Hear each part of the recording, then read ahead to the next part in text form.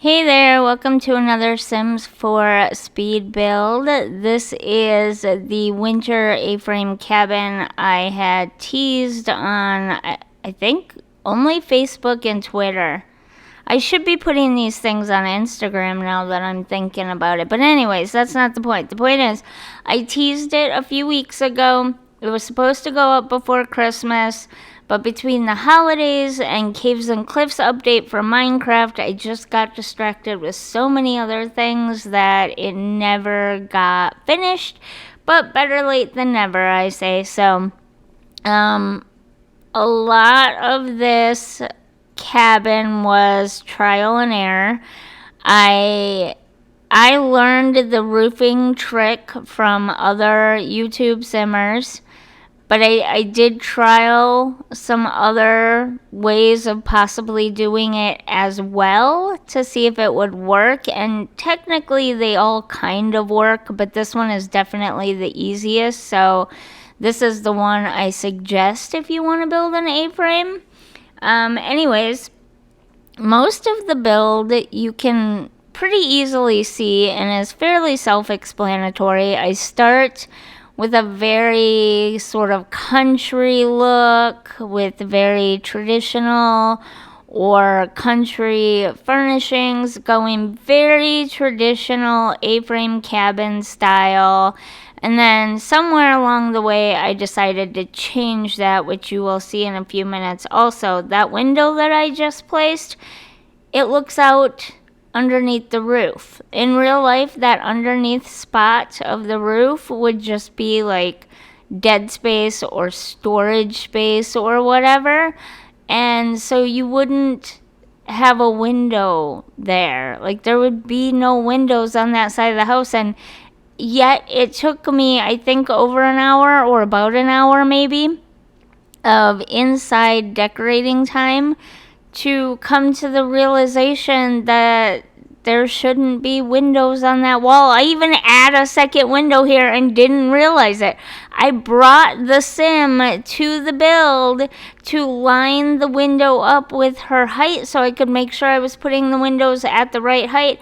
And I still didn't immediately realize that that window is looking out underneath the roof.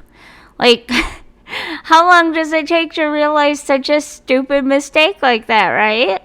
I thought it was funny. I left it in there. I had to leave it in there because most of the build would have been cut out without it anyways, but I wanted to leave it in there because it was a hilariously stupid mistake to make, honestly.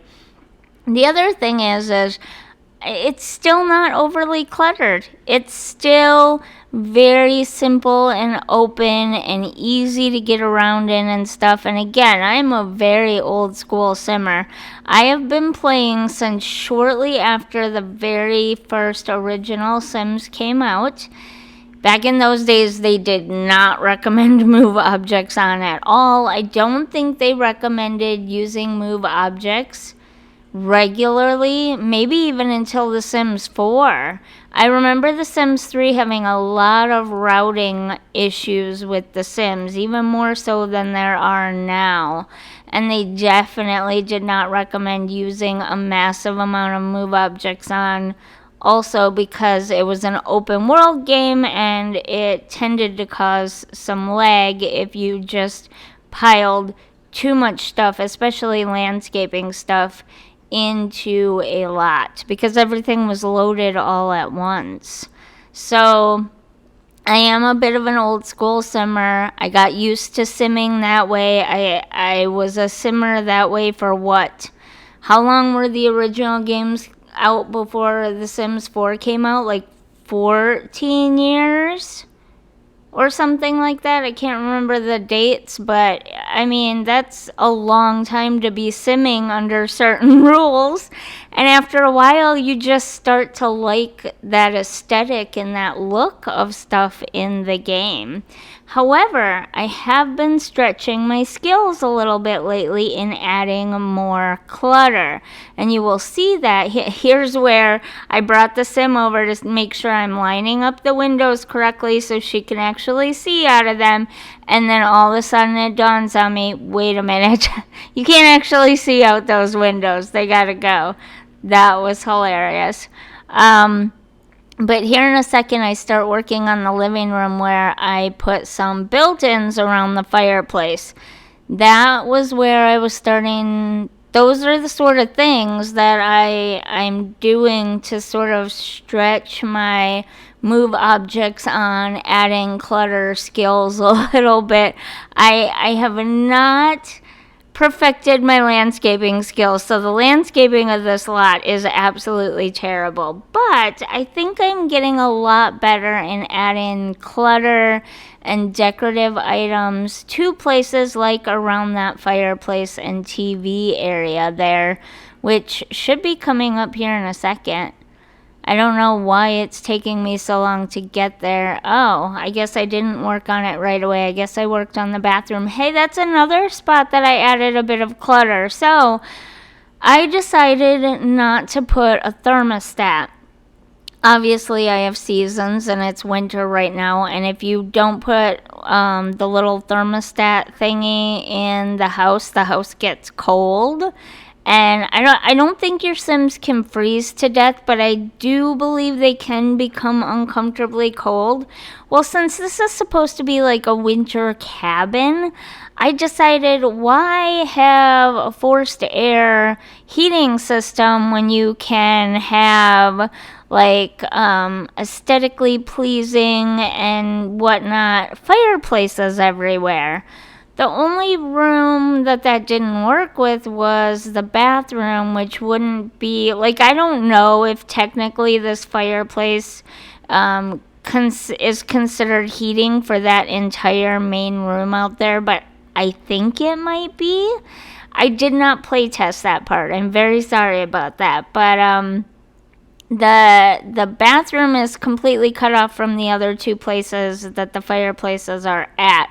So I knew that one wouldn't count. And here is where I'm adding the clutter in, or I'm starting to add the clutter in with built-ins around the TV and fireplace. But anyways, there is a fireplace going in upstairs as well, and I knew the bathroom would be cut off from those. So I took the little space heater thing from, what's it called? Snowy Retreat. I always want to call it Snowy Escape for some reason. I think it's called Snowy Retreat or something like that.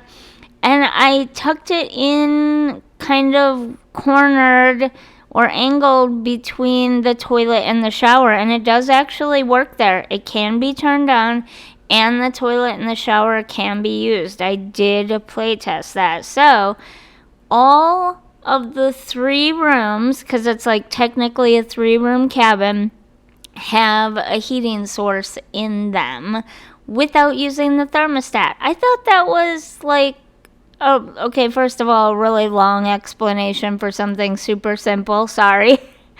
But I just thought it was a cute idea that is very aesthetic and maybe very true to reality, real life, cabins being heated by fireplaces or even electric heaters of some kind rather than forced central heating units. I don't know. I thought it was a cool idea, so I went with it.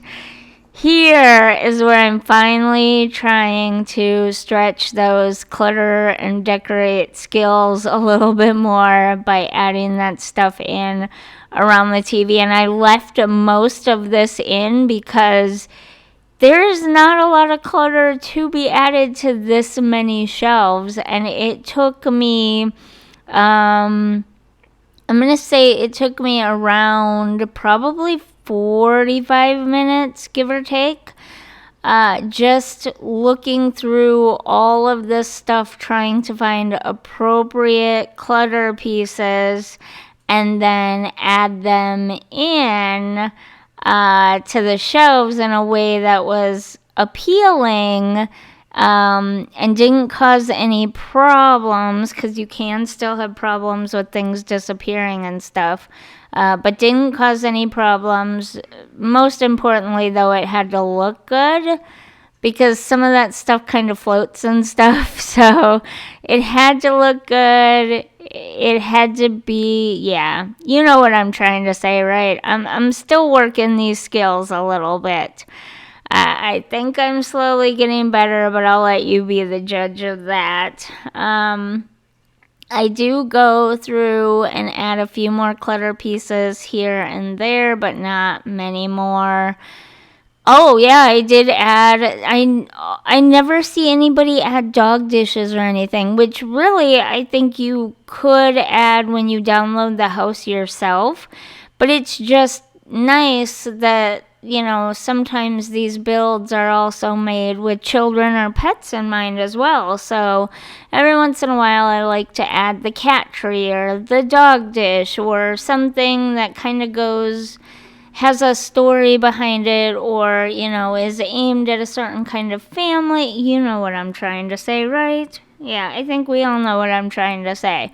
Um, but anyways, I like those little details, and I don't consider those clutter details because they're usable objects in the game. So, but I guess in a way you could kind of consider them clutter objects because they fill the house in more and give the house a little bit more of a story about who's living there and what they're like and stuff.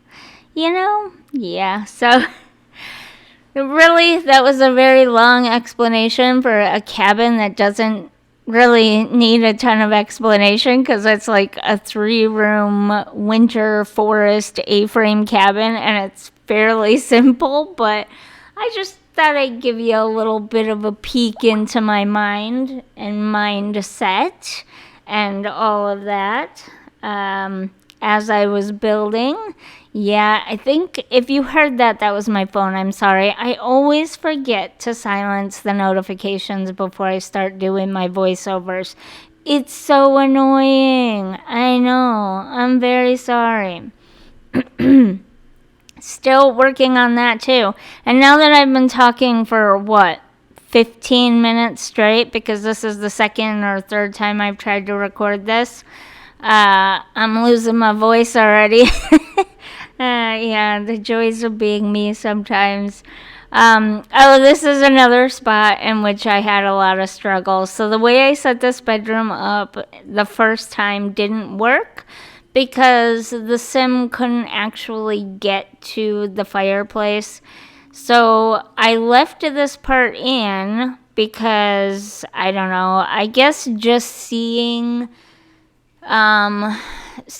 the way things evolve over time as you play test them, to see what works and what doesn't work. I like watching those kind of videos, so I thought I would include some of that in this particular video.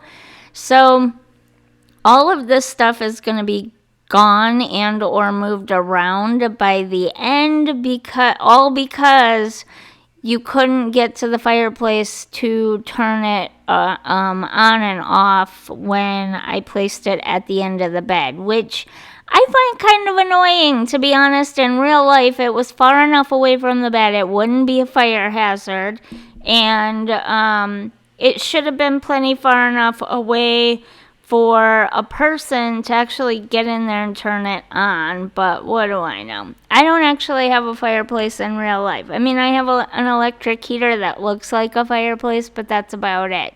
And I could squeeze into a pretty tight spot turning it on with its little button. So what do I know? But I did, because it's The Sims, and because I ended up moving the whole thing around because you're kind of stuck with certain things. And then I just go through and do a little picture tour so you can see things a little closer and better up. And there you have it. I hope you enjoyed this A-frame cabin.